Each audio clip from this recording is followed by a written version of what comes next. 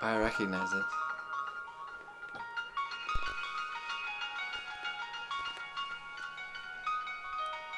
Running in a forest. It's weird because I made it. I can't dance to it. Not yet. Okay, no. I can't do it. Is this going to be in the overlay of the thing? Yeah. Okay. It's pretty good. I'm not going to lie. It's pretty good. Okay. Epic part.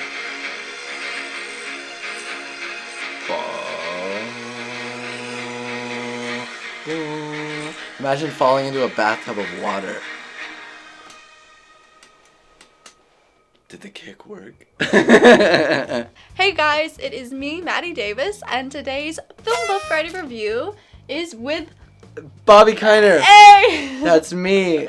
And I have yet to do a review with another person. Yeah, this is a first. That's news to me. And so we're calling these segments Reviews with Friends. Okay, but today's video is so exciting because we're going all Christopher Nolan. We're talking about space. We're talking about dreams. Yeah.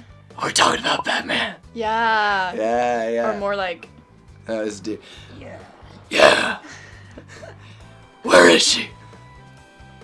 Where's today's video? Oh god. Wow, let's just talk about Let's start. Let's jump in. Subscribe as well. Alright.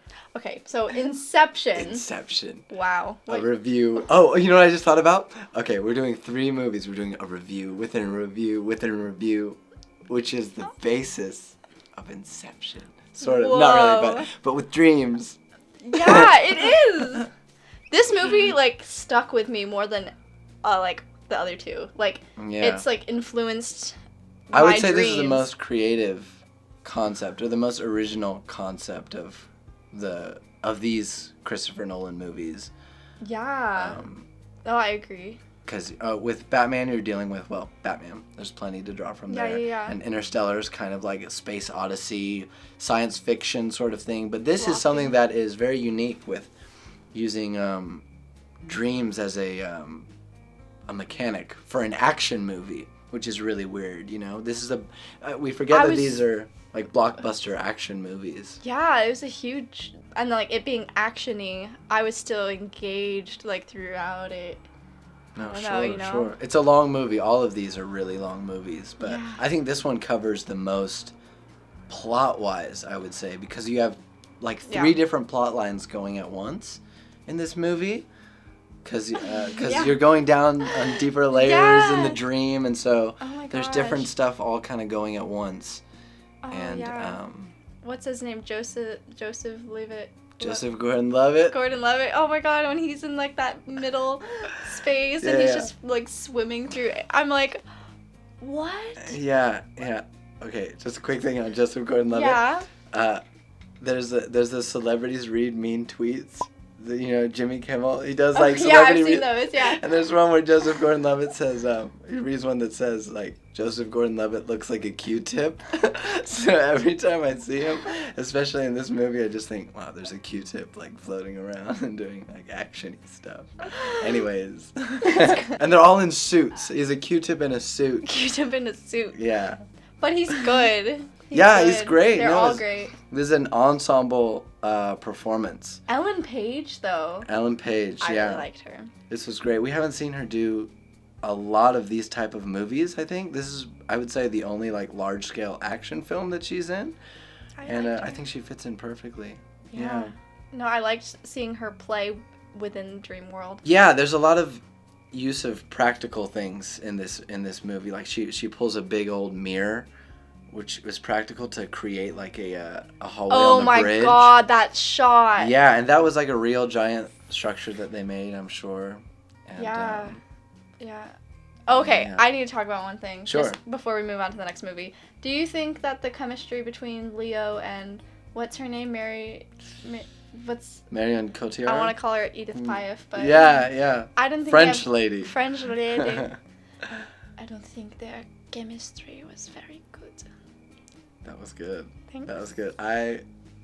Do you think... I agree with you. I think the chemistry was rough. But I really liked the scene where she jumps at the hotel. All right. Yeah. Yeah. All right. No, that was pretty rough. Yeah. This is a great movie though. Yeah. I have no complaints. Like I'm Sure. I'm just trying to stir the pot. That's all. Yeah. No, I agree, and I think the main, I think what you're picking up on, the chemistry being different, is that it's not his wife. He's not having scenes with his wife. I jump on that. He's having scenes with a projection of his wife. I mean, it will never be the same. The logic is like that she's not his actual wife. It's his memory of her. So. When I have dreams of you, and like you're mean to me in the dream, it's like that's not Bobby. Yeah. That's not him. No, so sure. I can agree with that. Yeah, I'm not like they're amazing. And I have dreams of you, and I go, oh, that's not Maddie. I'm just kidding. That's a joke. That's just a joke. Sorry, that's not gonna make it.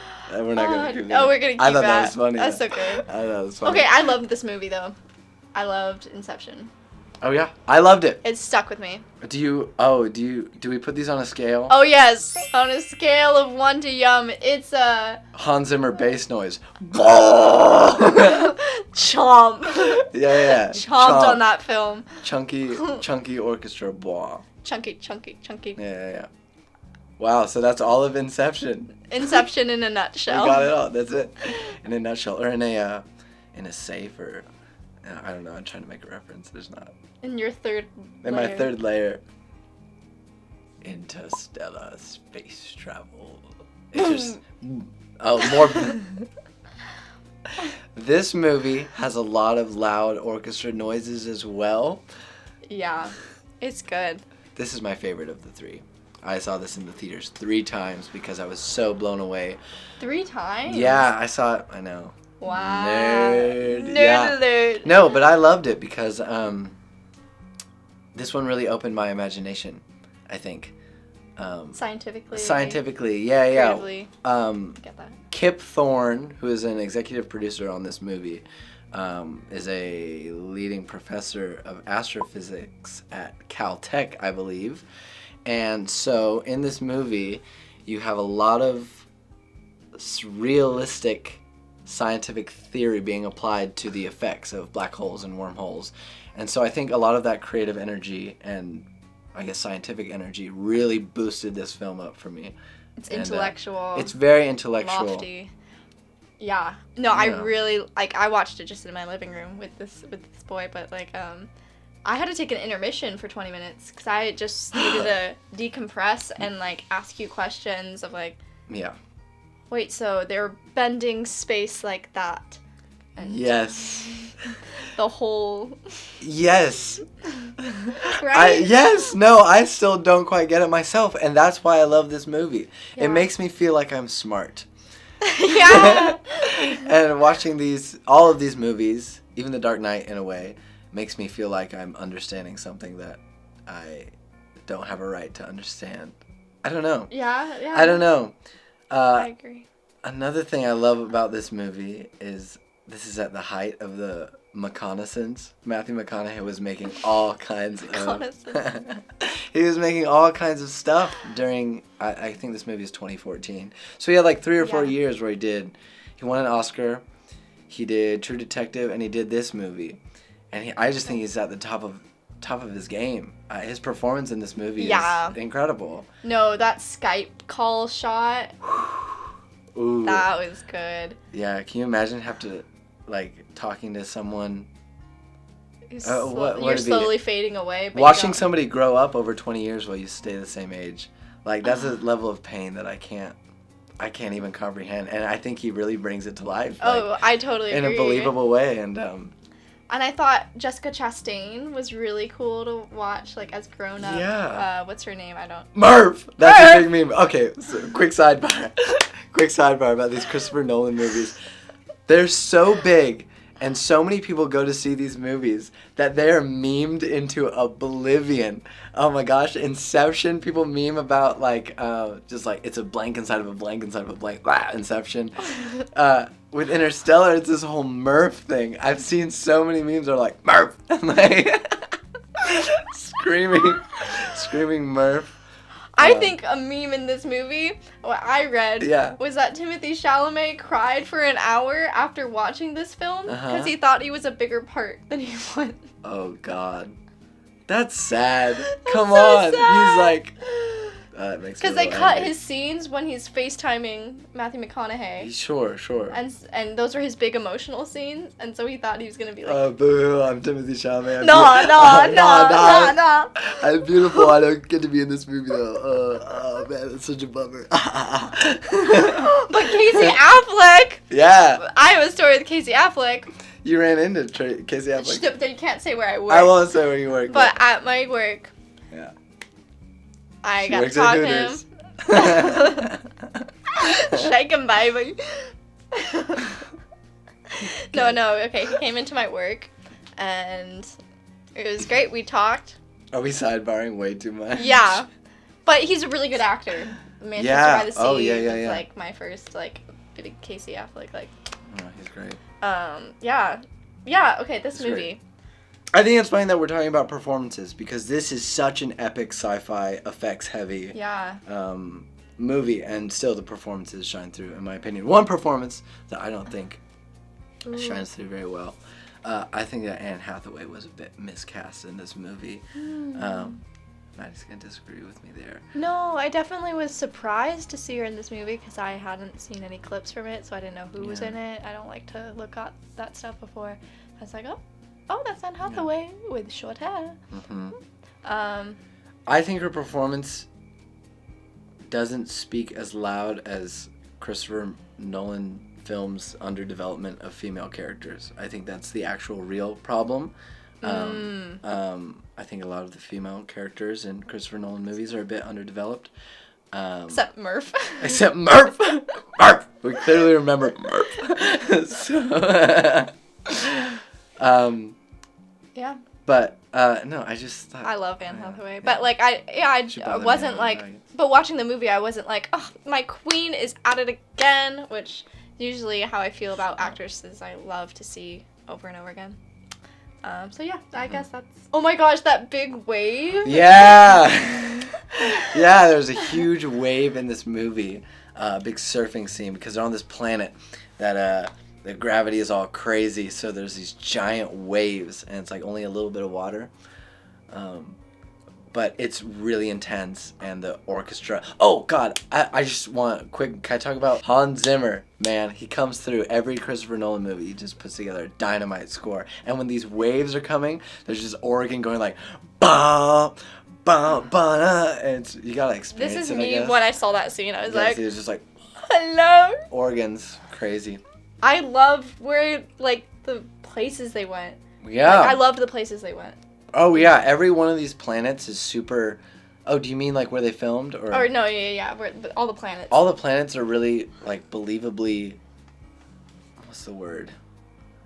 Robust, I want to say? Ooh, I don't know what that means. And they're, like, and their planetness. I mean, they're really bare, but they're really violent. You know, which I feel like is something that's very realistic to space. Yeah. So there's not a lot of interesting things there. It is breathtaking. Well, yeah. When a film takes your breath away, like... Literally, because it's in space, there's no air, you can't breathe in space, breathtaking the movie. Yeah. Oh, Matt Damon. What a... Spoiler. I'm just kidding. Matt Damon's in this movie, and it's really off-putting. Yeah. It's really like, oh, shit, that's Matt Damon. Oh, we didn't cuss yet. Monetize. We every time we say fuck or shit. Whoa, she's popping off. Yeah. Hey, you bleep it? Yeah. Got it. There we go. Oh, Matt Damon, yeah, he's in this movie, and it's really like, oh my God, that's Matt Damon. Why is he in this movie? And then you kind of get used to it, but he's a bad guy. Interstellar. Interstellar, on a scale of 1 to yum, what do you have to say it is? I have to say, I don't know, like, let's see, 1 or yum? What's in between? Oh, what's in between is bleh, solid, pleasant, but you don't have to use any of those words. You just get to say how delicious it is. I'm going to have to say this one is a solid Murph. Murph is, like, on the other end of this, like a tangent graph, like... There's Murph. It's a Murph. It's a Murph. The Dark Knight. What if Batman just spoke with that voice? Batman just like, the dark, hello.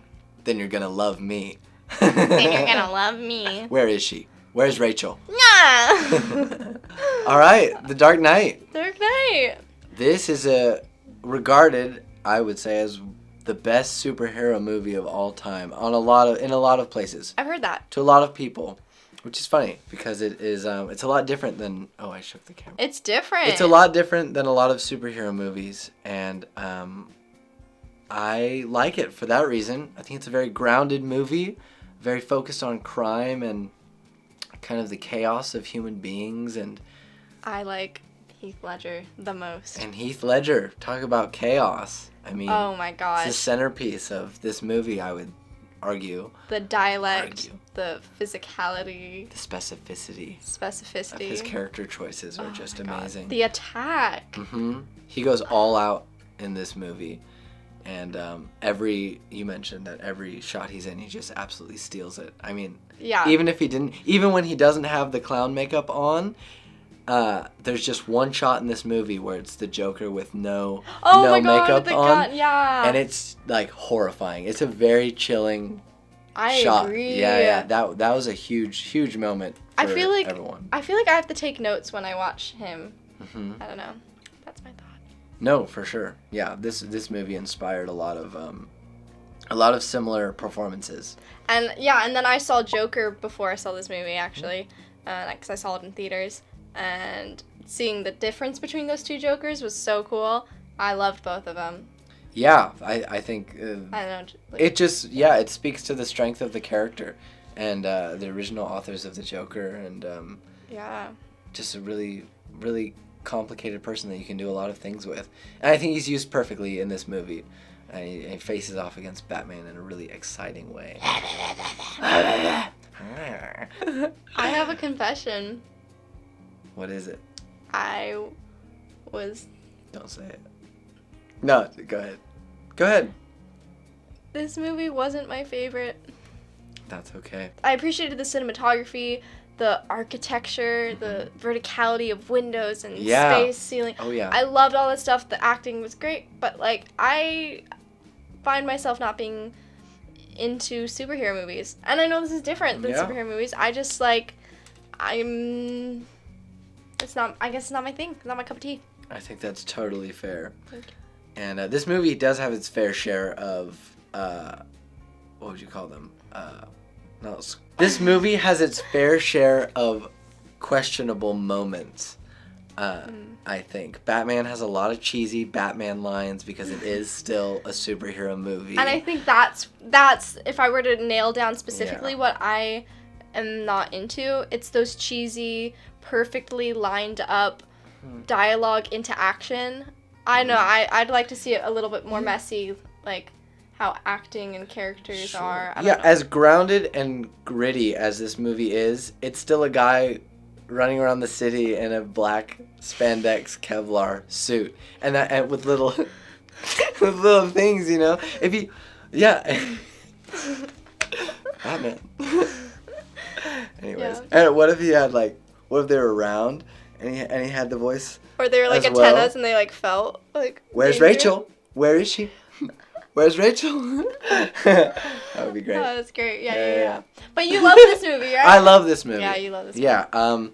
I think there's no green screen used in this movie, which is extremely impressive considering if you were to compare this to some of the Marvel movies that are 95% CGI, I think it's way more impactful to have these cinematic set pieces be practical effects. I thought the cars blowing up was the cool thing. A lot of explosions in this movie. A lot of real explosions. That whole hospital exploding. Is a real building that they got.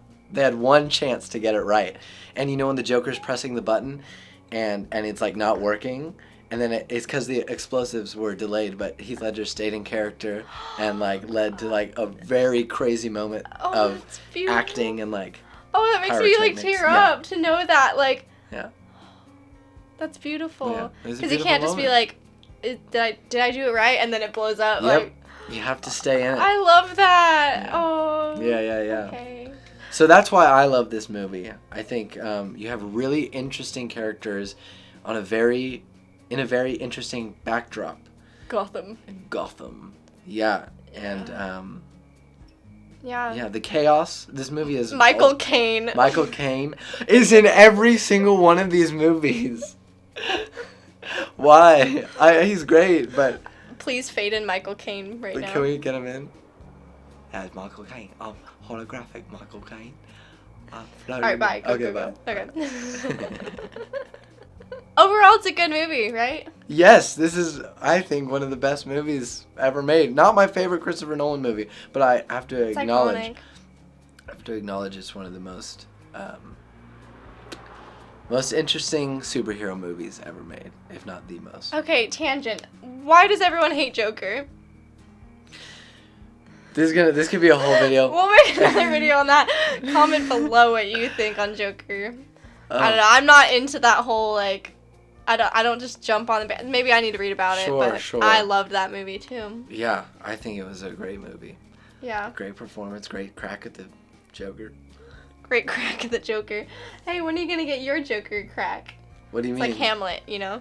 What do you mean, my Hamlet Joker for crack? theater. And then, Oh my gosh, that's a really good comparison. yeah. I never thought about it that way. Hamlet for theater, Joker for Yeah. screen. Yeah. What would your I do? Joker be like? My Joker would just be like. Totally like. My Joker would be. I think a British Joker would be really funny. Do it. Let's see what. Hello. You want to know how I got these jolly old scars? No, this is so bad. Can we not please don't put that in? I heard it. On a scale of 1 to 10, what do you say? I'm gonna say it's a solid movie. Where's Murph? This is a mess. This is a mess. Okay, scale of 1 to yum. Yum. This is a yum movie. Yum. I say it's a solid Maddie movie. It's a yum movie for large audiences. I'm just such a wallflower now. I'm so quirky.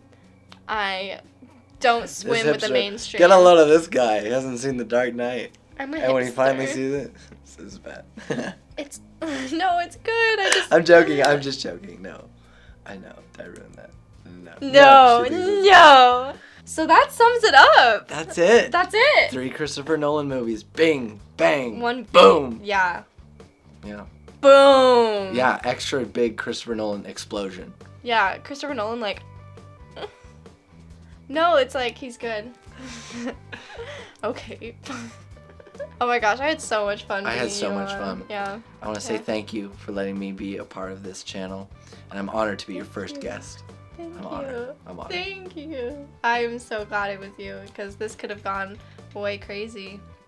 Yes, it could have. It wasn't crazy. No. It was pretty crazy. So thank you guys Thank for you. watching. We had so much fun talking about Christopher Nolan and movies and actors. So I will see you next week on next week's Film Buff Friday review. Bye. Say bye! That's it.